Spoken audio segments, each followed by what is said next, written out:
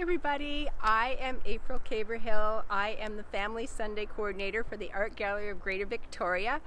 This is our Family Sunday and I am so happy that you could be with us today. Our very special guest today is Jen Rashleigh, and she is a horticulturalist, and that means she is someone who knows everything about gardens. She's going to be taking us on a little tour through her garden to look at magic and transformation and all of the wonderful things that are artful that happen in gardens this time of year. I want to lovingly and gratefully acknowledge that here in North Saanich, where I am right now, we are on the traditional lands of the Coast Salish people, and that the Art Gallery of Greater Victoria is on the traditional territories of the Esquimalt and the Songhees First Nations. As part of what we're going to be doing today, we are going to be making some art together.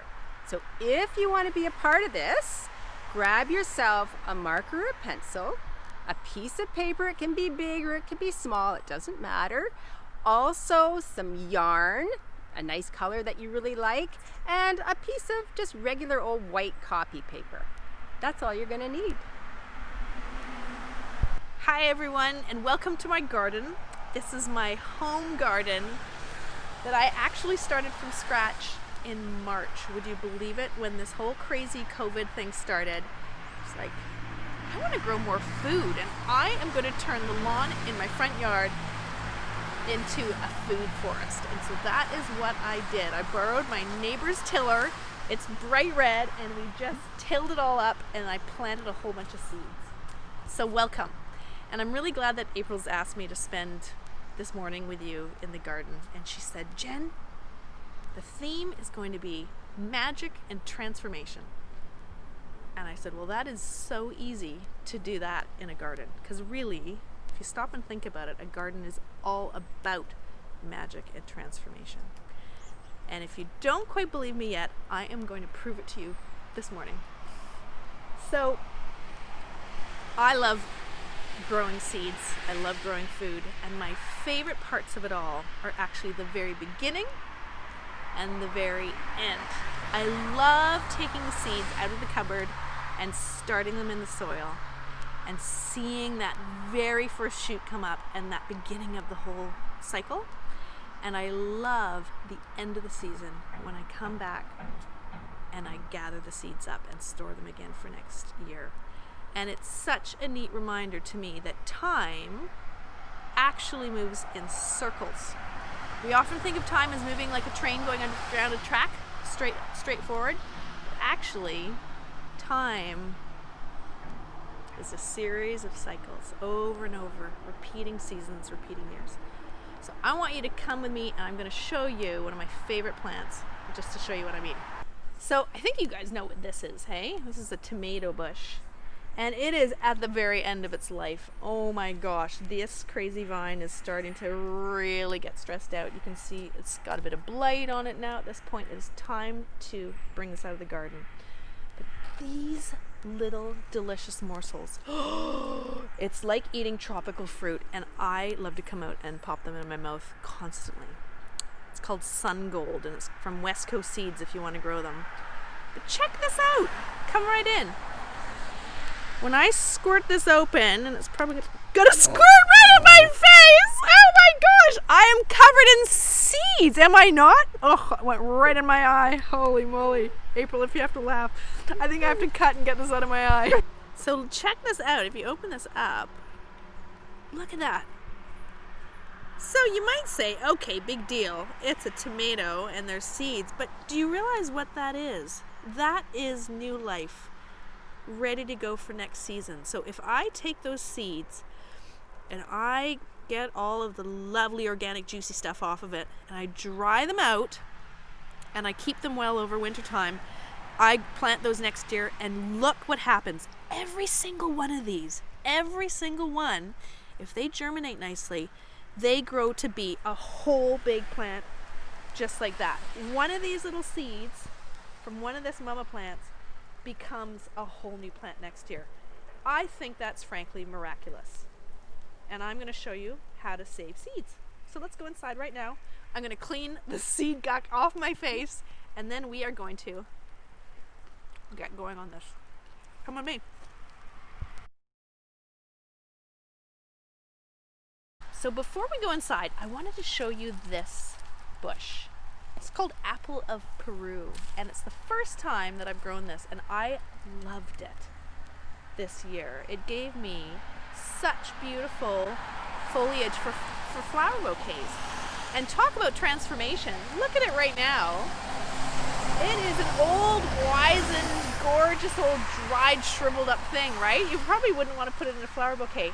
But look at the picture of the flower bouquet in the summertime. To see what happens in such a short amount of time. Now, when do you gather the seeds for the Apple of Peru? I brought these along just to remind you. You could actually take the seeds out of these tomatoes while they're nice and juicy and fresh, and the seeds are fine. But most plants, you want to wait until the seed coat has turned all dry and you can hear the seeds shaking around inside. Come in really close. Let's do that together. You can hear it. You can really hear that. And that means that the seeds have become really ripe and ready. And I'm going to find one to show you. So come in close again. See that? Those are all seeds ready to be stored for next year. The whole plant is full of them. So now we truly are going to go inside, and I'm going to show you how to save your seeds. Okay, so this is the very special place where I do all my seed saving, right at my kitchen table, which drives my family. No, actually, I think they kind of like it. So basically, on all my windowsills and all my ledges, and actually on my kitchen table, I have seeds drying at this time of year. And you can too, once you get as crazy as me. So just wanted to show you. So here's some of the Apple of Peru seeds that I've already pulled out. And what you want to do, kids and parents, is you want to make sure that you give the seeds enough time to get rid of all their moisture. So you pull them out of the seed packets, and then you lay them out onto a dish like that, and you just keep them in a kind of a dry room temperature room until they seem nice and dry. Okay, so that's what you do, and then you just let that dry out for a few days, and then this is how I store them. I put them in a mason jar. I put, you know, those yummy seaweed packages that everyone enjoys from time to time. Those are called desiccants, and their job is to suck moisture out of things. So you save those, don't throw them away, and you put them in with your seeds, and then you keep them somewhere dark and cool. And that, my friends, is the magic of seed saving. Do you know what I've got here? I've got probably 1,000 new beet plants that I can start next year. And I saved them all using Mother Nature's help. And that was it. So how do I do this with tomatoes? Okay, well, tomatoes are a little messier, as we will remember. But same idea is you peel them open and you scoop out the seeds, and then you use a sieve, and then you use, it's kind of wet, so you use a paper towel. And then what happens is it dries, and then you can just very gently pull them apart. And then again, every single one of these seeds is a potential plant next year. So, now, this is one way, if you're saving 1,000 seeds, you can put them in a mason jar. I am going to show you our first art project for this morning. Thank you for your patience while I did so much talking. And I'm going to show you how to make your very own seed saving envelopes with your own origami techniques. So all you need is a piece of white paper, or 2 or 3, depending on how many envelopes you want to make. So why don't you go get those right now, and then I'll show you, and we can fold them together.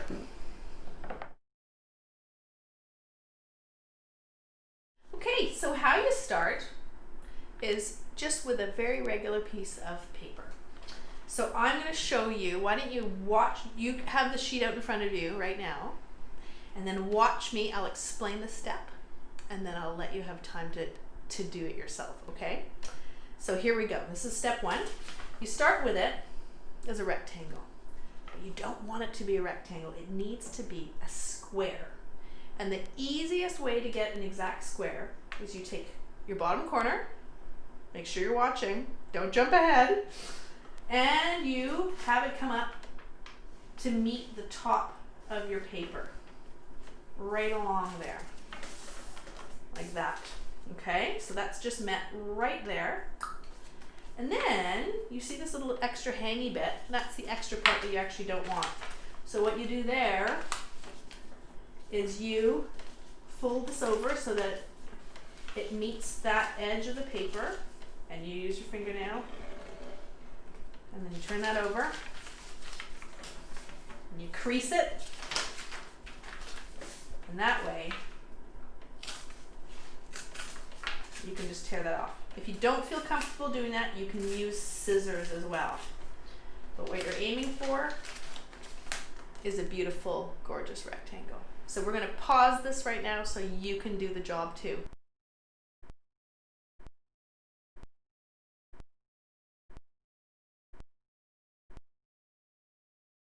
Okay, so now we're all at the same step, right? Okay, now you take this and you're going to fold it, crease it back just like you did, so then you end up with a triangle. And you can see how there's this long edge here. The folded edge is longer than the other two. That's the part you're going to work with. So you lay it down. Now just watch here, okay? You're going to imagine in your mind, you're going to divide the bottom into about thirds, approximately. So in your mind's eye, you can do that. I'm going to just go like that. Doesn't have to be exact, rough thirds. Then I take this corner and I'm going to fold it over so that it's just around about there. Okay, you see that? I folded it so that it meets, it's divided into thirds. Hopefully the visuals are a little bit clearer than my words are. And then you're going to take the other side and you're going to do the same thing. And you can think of these as barn doors. There's one barn door. And now we're going to fold the other barn door like that. Okay. Now here's the tricky part. Oh, you know what? We're going to pause again so you can do that step. Okay. So you have one barn door, the other barn door. You go ahead and do that now.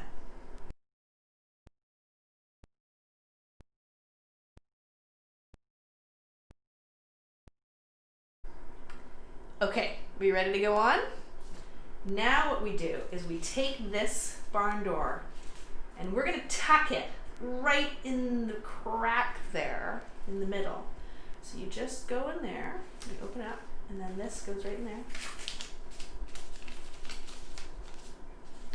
And then they have to wiggle and jiggle it a little bit to get it to fit. This doesn't have to be exact. And now we've got that like that, right? And I had to stop and think about it for a second. The part where you put your seeds in is the very back. That's become a sealed envelope. You're not going to put it through here where there's the big hole. You're going to tuck right into the back. And that's where you're going to drop your seeds, just like this. Okay, I'll let you do that part now.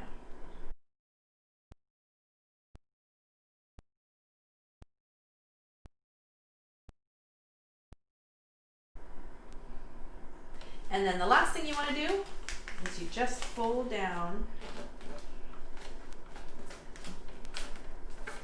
that part like that, and you can tuck that into here as well.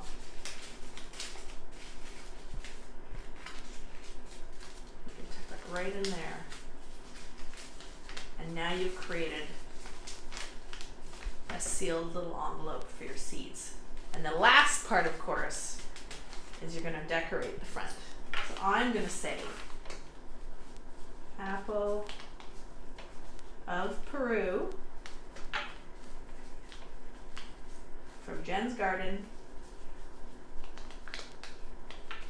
always write the year and the month. So it's October 2020. And then I'm half Danish, and we Danes like to put hearts on everything all the time. It just makes us feel cozy. So we're gonna do that. And of course you can add any color, any decorations. You can put stickers on there. The important thing is that you've put your love into this and that you also have the information of what you're gonna grow next year. Because trust me, next spring you look at it and you say, what the heck is this? So there we go, apple of Peru.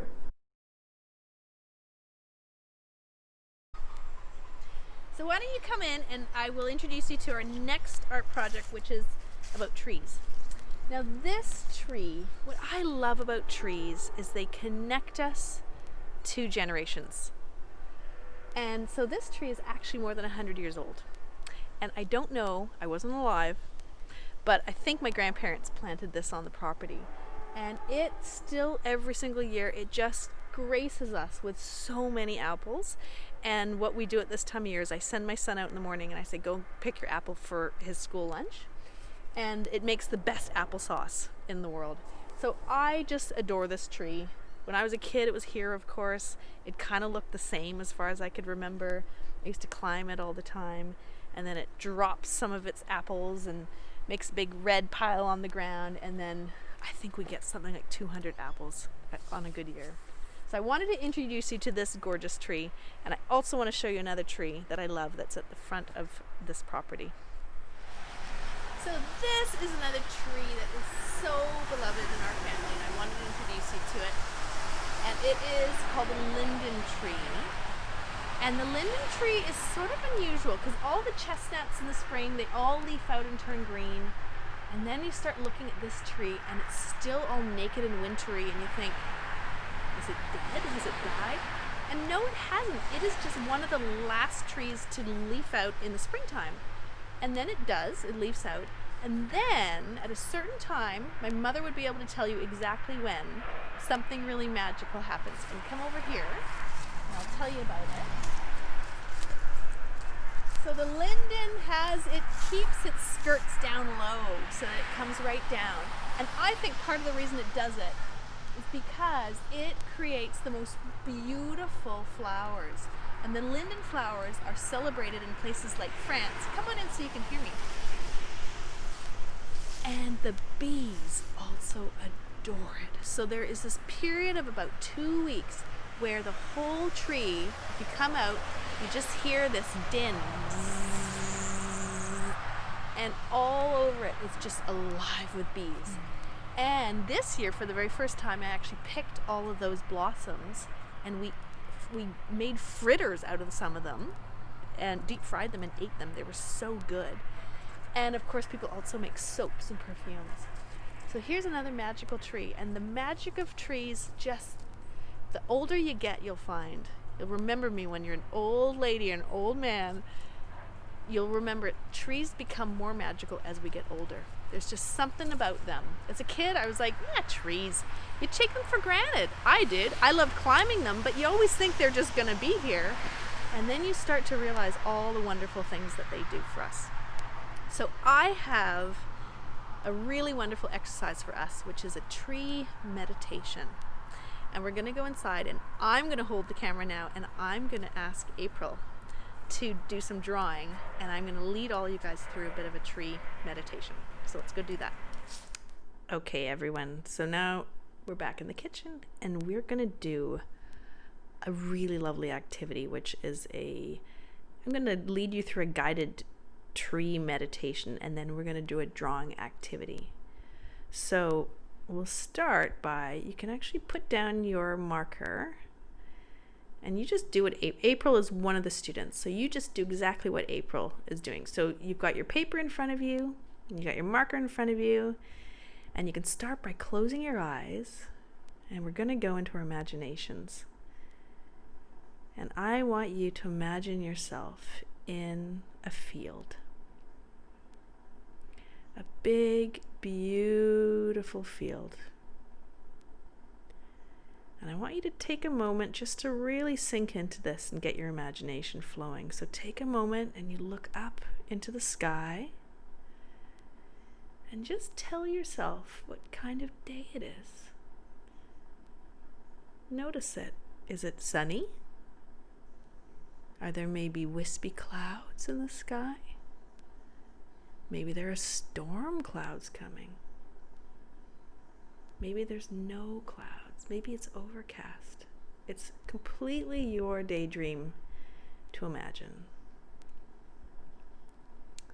And then take your mind's eye down to the ground. And I want you to just look at the grasses around you. Take a moment to notice what color they are, how high they are. Maybe they're right up to your armpits. Who knows? You can make it whatever you want it to be. And now, take your attention to the tree that's at the edge of this field. You're going to pick one tree over there that really captures your gentle attention. And start walking toward it, like it's calling you. Now, what does that tree look like? Is it really, really tall and big? Or maybe it's an old, gnarled, beautiful grandma tree. It can be anything you want. There's no right, there's no wrong. It's just your tree. And now you're walking right up towards it, and you're right next to it. Maybe it's a tree where you can even go underneath its branches and you're right by its trunk. I want you to really drink it in and notice. And once this tree is in your mind's eye, and you have a feeling of it, it's time to pick up your marker. And you can open your eyes, but kind of try and keep this daydream in your mind going, because this is just a private moment just for you. And I want you to draw what's in your mind. So, you can draw whatever part you want to first. Noticing the branches. Noticing what the trunk looks like. If it's smoothed. Or if it's all gnarled and bumpy maybe. Is the tree canopy way above your head? Or maybe it's one of those thick and tangly kind of trees where you can barely even crouch underneath.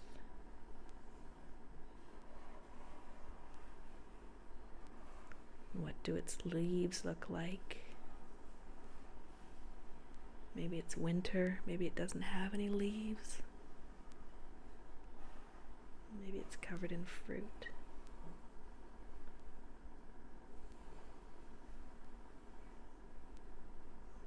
So I'll just leave you quietly and you can draw away at your tree for a couple of minutes.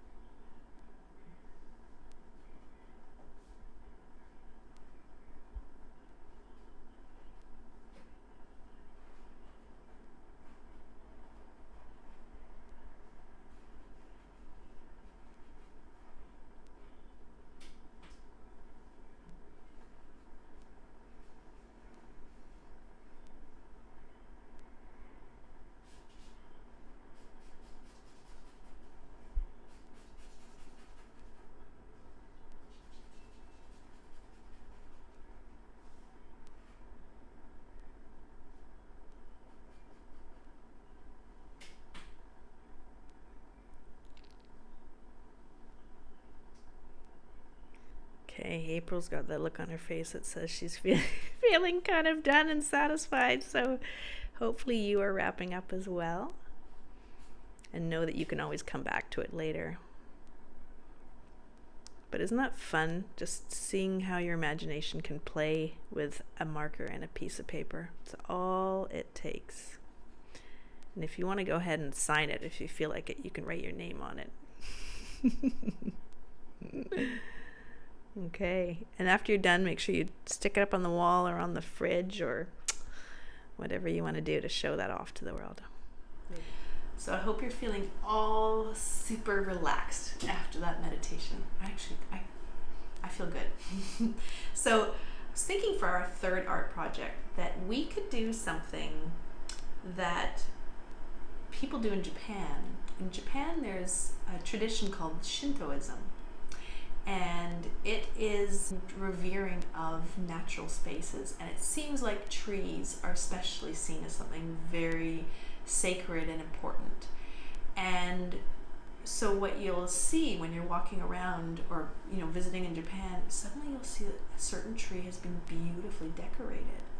And then I was thinking that you at home could pick your own tree, whether it's out in your neighborhood somewhere or maybe it's close to where you live, and you could do the same kind of decorating and honoring of that tree. And to do that, we could do a little bit of finger crocheting to make a sort of a Shinto rope. Now, if Shintoism doesn't really sit with you, if you don't feel like it's something that you know much about, you don't have to worry about it. That's just a wonderful example of what a tradition is in Japan. And you could just call it loving the tree.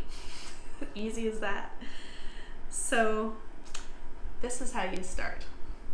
You take any kind of size of wool, doesn't matter if it's chunky or thin, and you just start by making a knot in it. And I will start from the very beginning. Oh, this is strong stuff. Okay.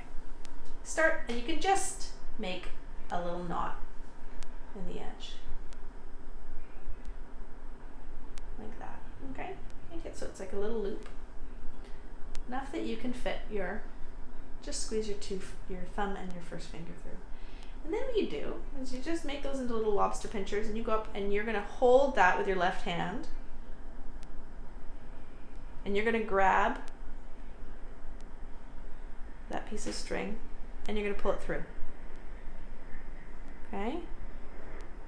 And then you take these pinchers from your left hand and you go up and you grab there. Now. And then you basically make another little loop.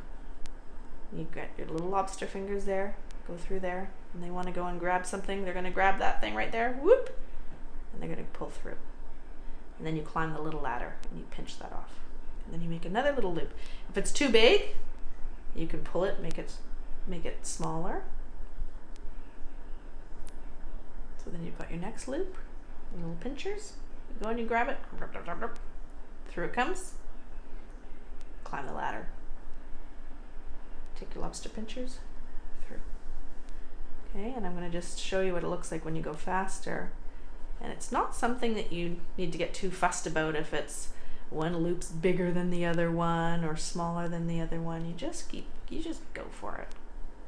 And if you are totally confused at this point, the beauty of this is that you can, I think, go back and look at the video.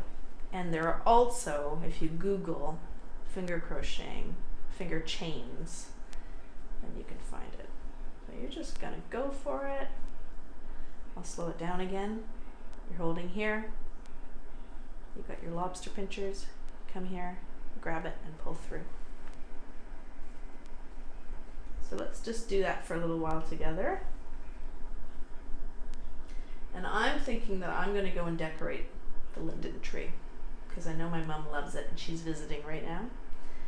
And so then we can talk about Shintoism, and we can talk about that tree, and I can let her know that I know how much she loves that tree.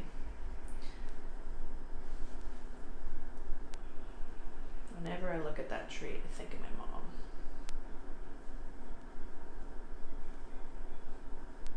And the other thing I want to say to you guys is that in preparation for this, I went on and searched around in Googlelandia, and there are some incredible people making entire blankets, crocheting all with their fingers. So if you're the kind of person who really suddenly discovers the joy of doing this and you want to keep going, I'm going to include a couple of links, and then you can explore further. And they're just all these online teachers who are going to support you and get you going. And I find going to thrift stores is an incredible way to get really inexpensive yarn supplies. And I've often found I really like the natural wools and things like that, and very often one can get quite lucky. But this is actually just a synthetic yarn, and it does the job too.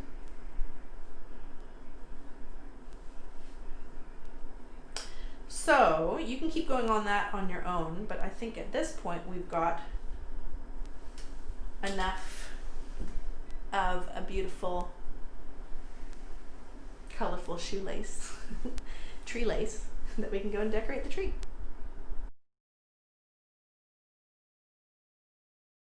So one thing you might have noticed in the Shinto photos was that they often hang messages, or the zigzag lightning bolt is a really significant thing for them. So I love to write messages out in nature. So I use these milk jugs all the time. They're excellent as things that will survive the elements, and you can just use some heavy duty scissors, and if you need to help with the parent, of course, that's what they're there for.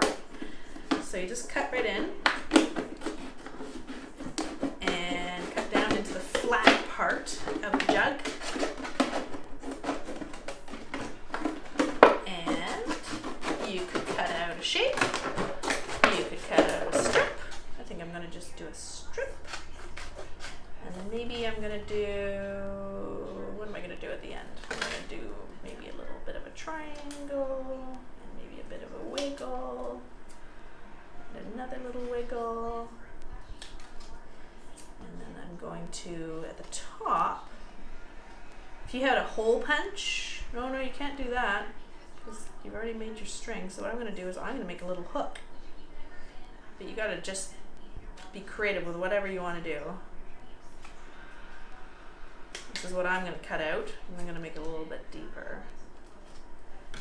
And then once this is on the tree, it's cute, hey? It can hang just like that. So you can imagine you could string hearts all the way along here, and you could write all the names of all the people that you love, and all your pets, and all your imaginary pets, and all that. I'm going to make this, because it's for the Linden Tree, I'm going to write my mother's name. And I'm going to say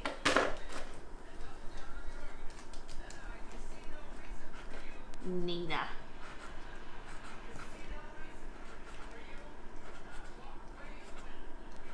There we go. Okay, and I could also write a secret message. Who knows? Maybe I'll add some more later, but for the purposes of this, I just wanted to show you that that's what we can do.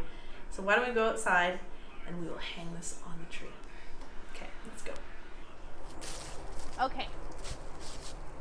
So first things first is you gotta hug the tree. I mean, it's a cliche, but it just feels really good, and it's important, and you can just, give it a big, juicy hug. Okay, that actually feels really good, because we can't hug people that much with COVID, and so you can hug a tree anytime you want. Oh, and it hugs you back. Okay, here we go. Nina's tree. Uh-oh, I have a problem. How am I going to do this? How am I going to do this? I'm going to go like that. I'm going to go around the tree.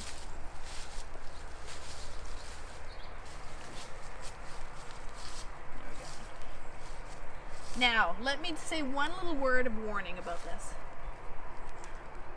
Trees grow and they get fatter. So imagine if you'd made a beautiful bracelet and you'd put it around a baby's wrist, and then you left it for years and years and years, and the baby got bigger and bigger and bigger, and the wrist got bigger and bigger. what would happen over time? It would start getting all damp under there, maybe a little rubbing and rashing, and then after a while it would start to cut off the blood circulation in that little baby, now growing into a teenager. Same story with the tree. So you don't want to put this on and forget about it. You put it on as a wonderful way to just honor and recognize this tree. And then maybe let it be there for a week, couple weeks, maybe a month is okay. But as this gets wet, it kind of becomes a little spot for little bugs and bacteria and fungus to kind of cling, so you don't want to leave it there forever. Okay? There you go. And if you do this outside on a neighborhood block, it's amazing how much attention this kind of thing can get. And people will stop and look and wonder who put it there, and you can even write about it if you wanted to. So this is the beginning of connection and a relationship with the people around you, and getting them to stop and look up and admire this beautiful tree, whatever the tree is that you've picked in your world. So I hope you've really enjoyed this time. I've really enjoyed spending it with you. Imagine what you look like on the other side of the screen, and I'm glad we had this time together. And thanks for being part of the Family Sunday program. Hope to see you again. Bye-bye.